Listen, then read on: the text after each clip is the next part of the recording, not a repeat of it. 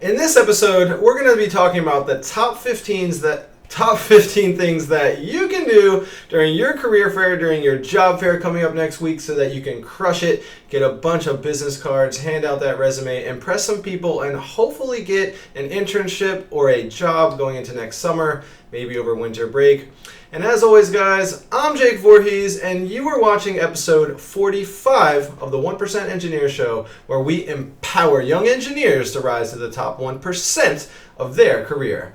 And as you may have noticed, if you've been watching this channel, if you've been participating in 1% Nation, I've been doing a lot more live streams lately, which is something that YouTube is prioritizing and something that actually allows me to give you guys way more value. I can answer your questions live. I can really get you to hone in on the specific things that you were trying to figure out. So go ahead and drop some comments, and after the top 15 tips, if you have more questions, if you have little things that you want me to emphasize, go ahead and leave those in the live chat. And if it's your first time to the channel, make sure you subscribe, because I've been releasing 3 to 4 videos for young engineers per week so that you can crush it and succeed. So without any further ado, guys, let's jump right into my list of top 15 tips that you can do for your upcoming engineering career fair. With tip number 1, you need to research the companies. And this is pretty obvious because you want to know who you want to talk to. But what you really want to do, I'm going to click over to the chat, make sure everything is fine. But what you really want to be doing is making sure that you go on the social media, you go on the blogs, you go on the websites of these companies, and you know what is relevant, what is going on with them right now, what they are up to, because you want to walk up to the booths of people, you want to walk up to the tables and say, oh, hey, I saw that you guys were doing this, I saw that you just won this new project, I saw that you're implementing this new software, that you have this new executive, and you're going to impress the people at the booth so much. If you actually know this relevant information, it's a good icebreaker tactic, guys. You don't really need to have the best, hopefully this stuff is working out fine. You don't really need to have the absolute best elevator pitch, which is what everyone is concerned about. If you know some relevant information that is current about the company right now, you can walk up with that and just start that conversation. So that's tip number 1. Tip number 2 is to get there early. Clearly, sometimes you have a big lineup and you have a slower registration process. Maybe it's a super popular job fair, you have no idea, but you don't want to be wasting any of your time getting there late and just assuming you can streamline on through. It's kind of like an airport situation. Get there early so you can calm down, relax, chat with other people in line and that sort of thing. So make sure you give yourself enough time, guys. Get there early. And tip number 3 is you need to have a plan for your day. They're going to give you a little map. They're going to give you a diagram of the room so you know exactly where the companies are that you want to talk to, but you want to have a prioritization list such that you know the top 5 companies that you want to talk to and the 1, 2, 3 that are your ideal dream internship locations or dream jobs for the future or whatever, SpaceX, Tesla, whatever they may be for you. If you want to code for Facebook, if you want to code for Apple, then you need to make sure that you're going to these booths first, because again, there could be a little bit of a queue, there could be a mob that forms around these companies, and you want to be one of the first people that gets in there. You don't want to wait till the end of the day to talk to your most important companies when you're tired and you might be a little sweaty and you might have already used up your sort of networking energy, guys, so you don't want to have to do that for sure. So make sure you have a plan, make sure you prioritize the companies you want to talk to, and then go down your list. Talk to the most important ones and then go right down.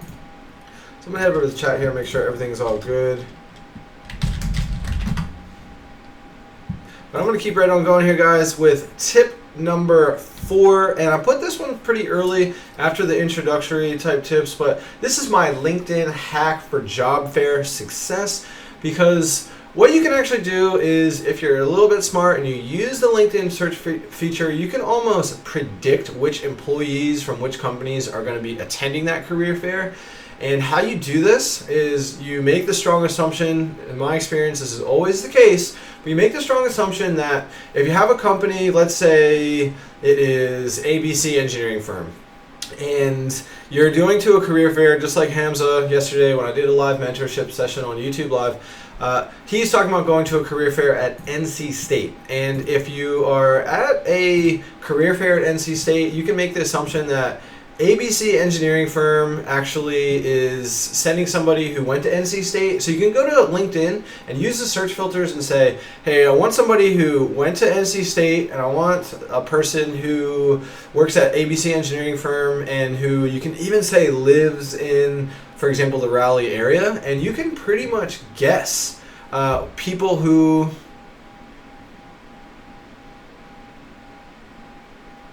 I guess this stream is working fine. Getting like a bad feedback thing. I'm just going to keep going.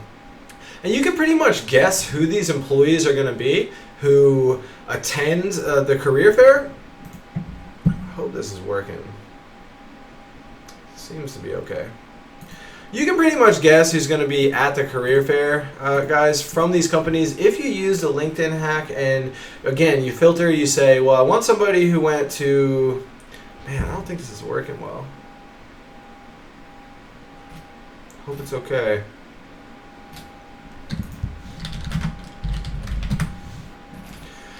You want somebody who actually has, seems to be working better now. You want somebody who has gone to NC State, who works for this company, and what you want to do is go on LinkedIn, find those people using the search filters, and screenshot their bios. So you have like 2 or 3 people that you think might be at that job fair. And what you can do is you can actually know them by name, call them by name when you show up, which is really, really cool. It's a great way to be the most memorable on the day. You're going to impress that person so much, they're going to remember you. That way, when you get that business card, you hand your resume over and you follow up via email later on, you're going to be remembered so much better. So try out this LinkedIn hack. Go to the search filters, guys. Go to the search features and filter out all the stuff and try to print off or put in a Google document the people who are going to be there at the job fair for those specific companies.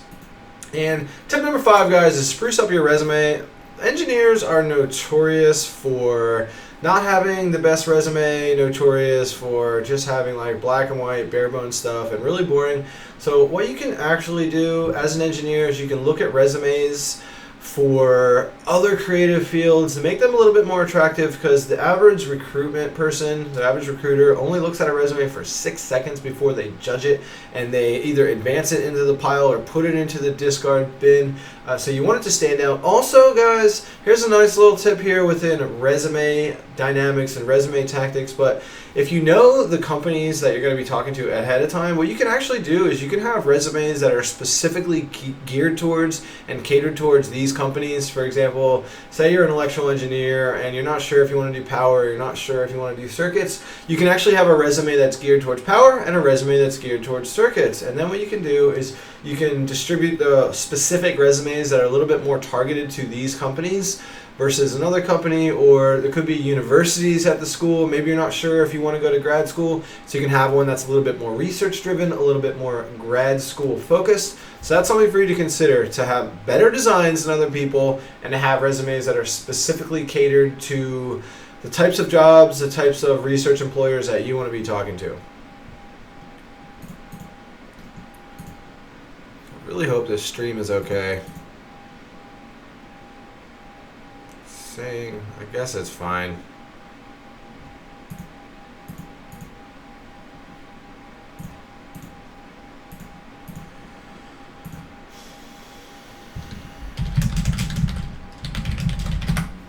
Anyway, I'm going to keep going here, guys, with tip number 6, which is to dress for success. A lot of Generation Y people, if you're 19 or under, you are Generation Y, and a lot of young millennials. I'm a millennial, I'm 30. We have a tendency to believe that we don't actually have to dress up, we can break the status quo, and we don't have to wear a tie, we don't have to wear a suit. And the reality is that this is absolutely false. You actually do have to wear a tie, you do have to wear a suit, you really should be, because the truth is you're going to feel a lot better when you are dressed like a boss, when you know you look like a boss. So it is highly, highly suggested that you wear a suit. Also, you're going to be impressing these people so much more when you're one of the fewer people wearing a suit, or you definitely don't want to be in a situation where like half the people are in the job fair and you see like 50% suits, or maybe even worst case scenario, if you're not dressed up, 60, 70, 80% suits, and you're like, oh man, this is super bad. Hey guys, what's up? Whoever's watching, you can drop a little question in here and I'll get to it at the end of the top 15 things that you can do for your career fair list. But we're talking about dress for success right now, and how much better you're going to feel, how much better you're going to look. The perception of you is so much more serious when you actually do dress up and wear that suit. So wear that suit, and it's going to make you feel like a boss, look like a boss. And tip number 7, guys, is to nail that handshake after you have done your preparation and you know exactly what you're going to say to these people when you walk up. You look great. You definitely want to do that firm handshake. I feel like too many people today have lost what it means to provide a great handshake, and they kind of mess that up, and you never get that first impression back, guys. You're never going to be able to redo that first handshake and look people right in the eye and say hello. So make sure you're squeezing firm and you make eye contact and say hi, nice to meet you, and smile, because you just can't get that moment back, and it is so important in your career. So make sure you crush that. And tip number 8 is to practice your elevator pitch. You're going to have to get used to saying what your name is, what your major is, and really quickly what you're passionate about. That's what I would lead with, and the reasons or the examples of experience as to how you're pursuing that passion, even if you don't have a job. Say you're volunteering for a professor, or say you're building your own portfolio in your bedroom, or say you're putting out engineering content for a blog or a very serious personal brand in Instagram. You want to be talking about this stuff right away. You want to talk about the reason why you're here. I'm passionate about this and I want to have my career in this. But you want to get that pitch down, practice it, so that you can just walk up, and if you're slightly nervous, it's just on autopilot. It's just like practicing a speech, guys. You want to be to the point where you don't really have to think about it very much. You just crush it and everything's fine.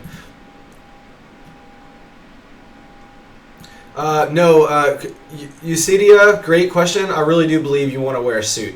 That's just to clear that up real quick. You know, when I was going to job fairs, and I used to say the exact same thing to my parents and my career counselors, I would say, oh, it's fine to just wear a dress shirt, whatever. I don't want to dress up. No, the reality is that suit really matters. It adds to your credibility. You're supposed to dress for the position that you want in life. So if you're a serious person who really wants that internship, wants that job, you got to do what a lot of people aren't willing to do. Wear that suit. It's just going to make you look so much better. So I'm going to keep right on going here, guys. And for tip number 9 is ask questions. You want to have at least 1 or 2, ideally 2 questions ready for that person at the end of their conversation about what they think about this project, and what are you guys going to be doing on this thing, and how do you feel about this new executive who was hired, and are you guys using this type of software, and what do you think about this new technology that is out, Microsoft HoloLens, how are you incorporating AR into your business, and are you guys looking into machine learning and AI for your coding, or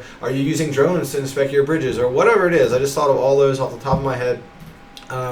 But you want to have a couple questions ready. It shows that you're just tuned into the real conversation and you have valuable things to say, and these are the type of precursor situations. For example, if you actually do get hired as an intern, if you actually do get hired as a full-time engineer, they want that type of discussion in the boardroom when you have team meetings and things like this. So be ready with some questions, guys. It just makes you so much better. It also applies for interview situations. You always want to have questions, so have those ready. And after the conversation, you definitely want to say thank you. You want to say their name again so that they know that you remembered their name. And people like to hear the signs of their name, but make sure that you know that you appreciated their time and you enjoyed the conversation. And when you take that business card, make sure you tell them that you're going to email them in a few days, because that's exactly what one of the tips is going to be in this. But just make sure that they know that you are grateful of the conversation, and again, just that gratitude may help you stand out.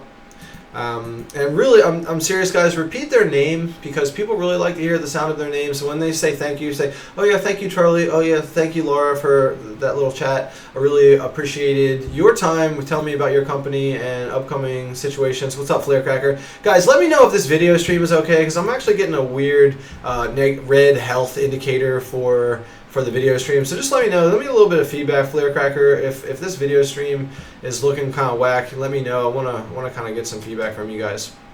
So I'm going to keep right on going here, guys. Tip number 11 is to go with a friend, at least one friend, or go with a small group. And even if you're in a situation where you don't know anyone and you have to go by yourself, then you should maybe meet some people while you're in line and say hello and kind of attach yourself to other groups, because it's a really good little tactic here.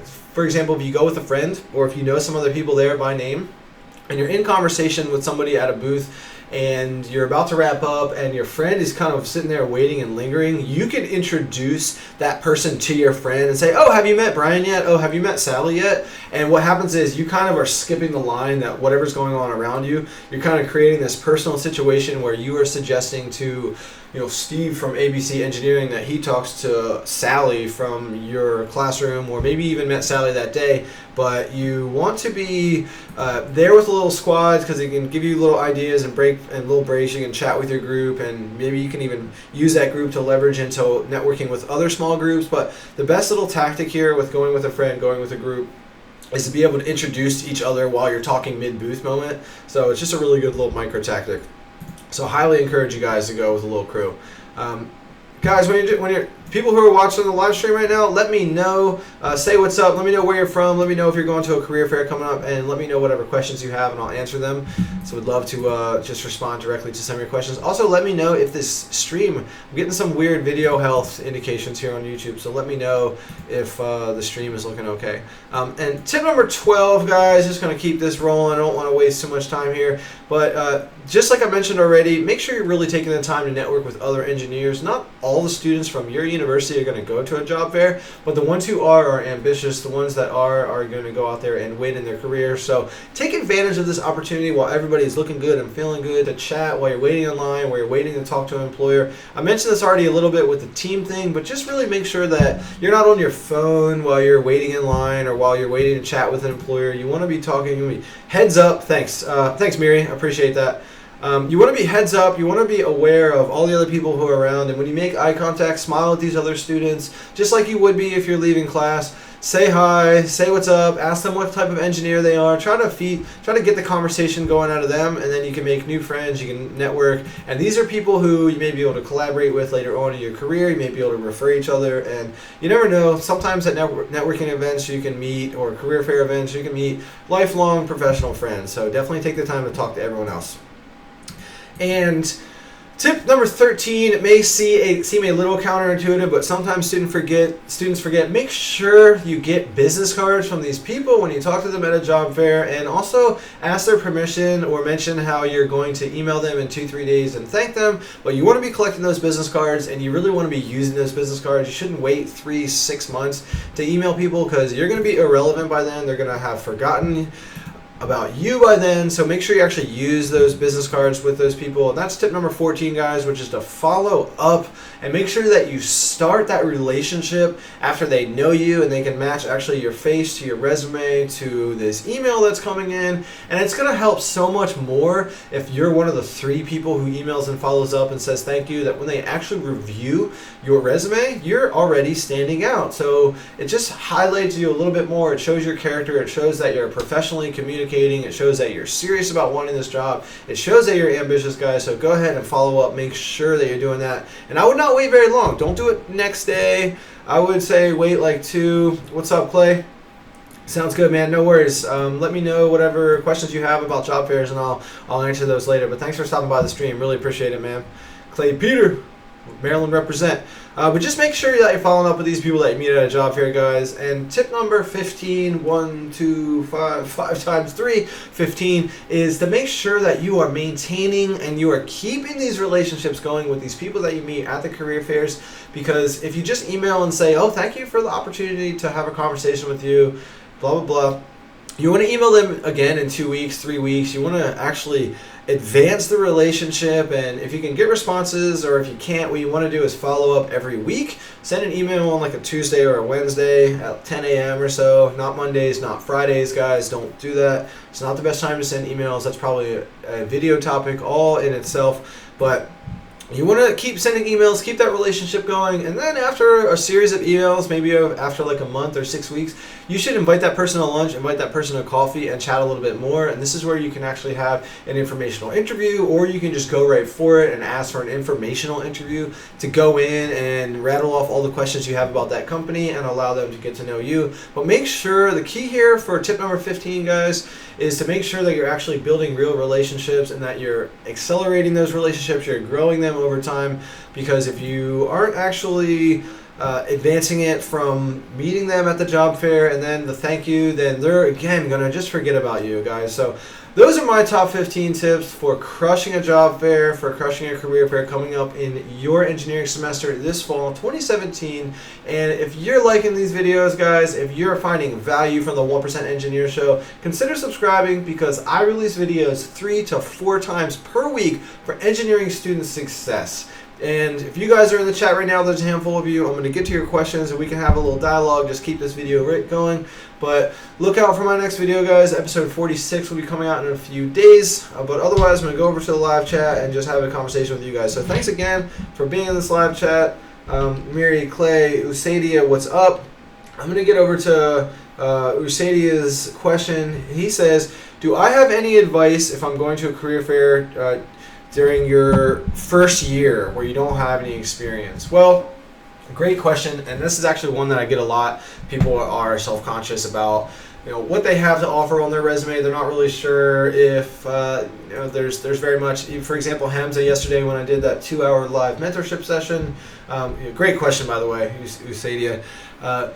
He said, well, I don't even have a resume yet because I don't have anything on it. Well, he's a blog writer for me. He is doing some volunteer things. He is creating his own portfolio. So even if you don't have much experience, you still should have a resume, and you should be talking about at least what you're passionate about.